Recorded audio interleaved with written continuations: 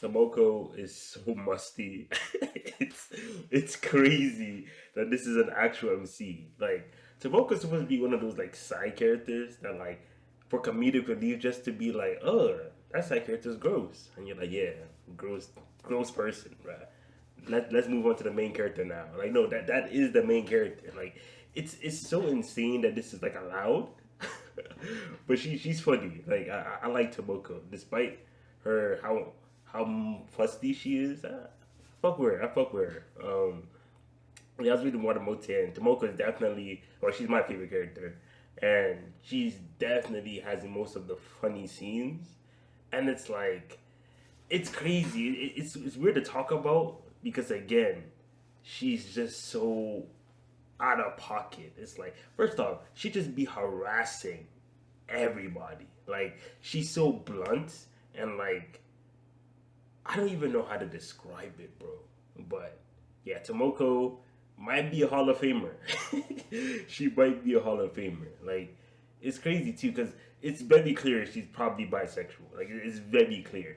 Every like attractive, even semi-attractive female in her life, she just tries to sexually harass. Like it's like, dude, if you weren't female as well, this would be canceled a manga. Like dog, ain't no way. But then again, when she meets guys too, she just like her body just shuts off. You know, she's like, oh shit, a hot guy, just body nervous system down. I'm like, bro, are you okay? That's some of her jokes, but it's so funny because as much as I love like how Tomoka is now, being friendly and stuff like that, that's definitely the better parts of her character.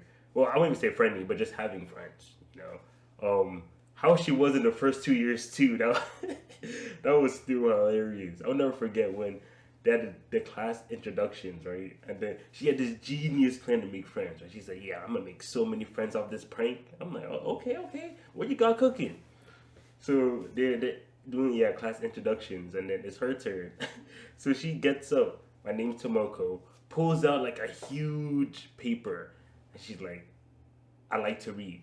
And then like sits down, and of course the joke is like huge paper, but she says like one thing, but like no one laughed. Atuoka's like, wait. She's looking around. She swore the whole class was gonna be just geeking, bro. No one said a thing. She's like, wait, guys, wait. And she takes her long piece of paper, throws it on the floor. Look, it's blank too. Like I didn't even write something on there. She really thought people be like, oh, it's blank. I start laughing. Nah, like niggas were like, bro, are you okay?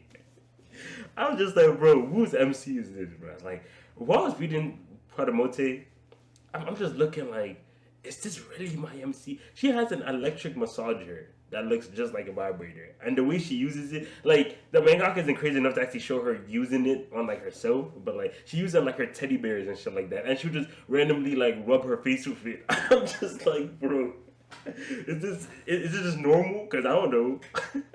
So I'm just like, bro, this is insane, bro.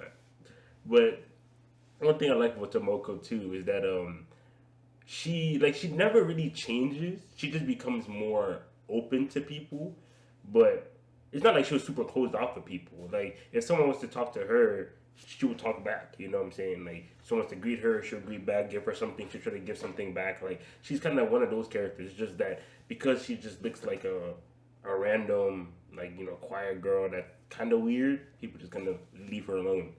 But when after the school field trip, when they started to get to know Tomoko more and stuff like that, like nothing changed. Like she's literally still her. She's just directing her weirdness to those people, and then because of that, like different parts of their character, like first off, characters that don't even laugh like that, she'll make them laugh. Characters that are very serious and never show like an embarrassing side to them, Tomoko would like harass them, point out what like panties and stuff they have on and stuff like that, and then they'll just like start blushing, or even characters that aren't even violent, they be beating Tomoko's ass. They just shut up, but I'm just like, damn. But yeah, Tomoko, man, that's a character. That's a character. Again, definitely my fave part of Watamote, and her dynamics of pretty much everybody is just so fire. And it's not even like, and what again I like too, like I mentioned too, is like she's very receptive towards like like she matches like your vibe. You know, if you're you know, because I remember that is one moment where her friend Q Chan gave her like a present, and then the friend she didn't like came, but she didn't give her like a gift, and then the friend she didn't like, Komi, she was just like, uh, she was just like, oh, I didn't bring you a gift. Tomoko's like, oh no, don't even worry about it, because if you were capable of basic human decency of giving me a gift, then I will have to give a gift back, and I ain't trying to do that shit. So and I was just like, bro, it's crazy because she really is a nice person, if I'm allowed to say that. Like, quotation marks, nice. But again, Tomoko. And even her relationship with her brother, it's like, I'm so glad I have a sister like this, bro. My sister is the most normal girl ever. I'm so glad Tomoko is far removed from what my sister is, because I feel for Tomoki, bro. Like, she's so vulgar. Like, she'll be in public with dick pics on her phone. Dude, you're in class. It's crazy too, because I don't know how. I think she dropped her phone, or maybe it was confiscated. But like, the teacher grabbed it. What? You're looking at dick pics on your phone? What? I was just like, why would you see it out loud, bro? Oh my goodness. And it's even funny too when her lies catch up on her. I never forget when she was with her cousin Ki-chan, and then she was pretending that she had like a boyfriend, and the boyfriend just so sleazy, always wanted to fuck. Tomoko just like, nah, yeah, you know, stuff like that. And then Ki-chan like walked up to the dude just like, can you stop being, you know, such a playboy to Tomoko? You know, she's calling you all these names, yada yada yada. Please, you know, be nice to her. Tomoko realized what Ki-chan was doing. Told her to go like wait in the bathroom. Came in, literally like did a, I don't know what's it called, Dogiza pose. Well, anyway, she like bowed down super hard, like, I'm sorry, bro. Ignore everything that just happened, and I'm just like, bro, there is no way this is my MC. But yeah, like Tomoko, as fusty as she is, bro, I like her. My MC, one of the best MCs, low key, like low key. You can argue it. You can argue it.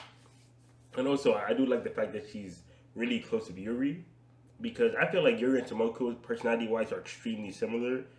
Yuri just isn't as perverted, but like when it comes to like how they act, you know, their vibes, stuff like that, they're almost identical. Yuri's not like a copy paste though. It's just that they really match well, and the fact that she became her best friend over Namoto, I think that's pretty good. Because Namoto low key played Tomoko when Tomoko just tried to be normal after her like disaster class with the class introduction with the long paper.